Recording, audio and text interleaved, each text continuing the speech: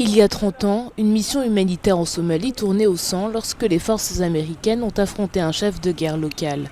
Alors que l'effondrement de l'ordre civil et la situation humanitaire dans le pays alarmaient la communauté internationale, le Conseil de sécurité de l'ONU a autorisé qu'une force d'intervention constituée sous le commandement des États membres mène des opérations dans le pays pour assurer la distribution de l'aide humanitaire. Au début, dans le cadre de l'opération UNITAF, les pays dirigés par les États-Unis sont venus en Somalie pour apporter de l'aide humanitaire tant que la population souffrait de la famine et du conflit. Mais lorsqu'ils se sont engagés dans la lutte contre le défunt général Mohamed Farah Aidid, la situation a changé et Aidid et ses partisans ont commencé à se défendre. Appelée UNITAF, la force opérationnelle dont les effectifs étaient principalement fournis par les États-Unis est intervenue du 6 décembre 1992 au 4 mai 1993 pour soutenir la mission des Nations Unies tenue en échec quelques mois plus tôt par les chefs de factions locales.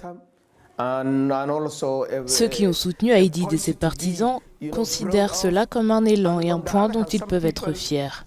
D'autre part, certaines personnes peuvent le voir comme un événement historique, donc je souscris à cet événement historique. Bien que le mandat de protection de l'acheminement de vivres et d'autres aides humanitaires ait été rempli par l'UNITAF, le climat d'insécurité s'est lui développé. Après que les pays dirigés par les Américains se soient retirés de Somalie,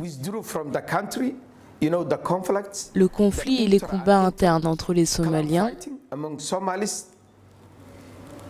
et aussi les autres problèmes ont augmenté. Ils n'ont pas diminué, mais ils se sont intensifiés. Donc la guerre est en quelque sorte ravivée par le retrait des troupes américaines, mais le conflit est resté inchangé.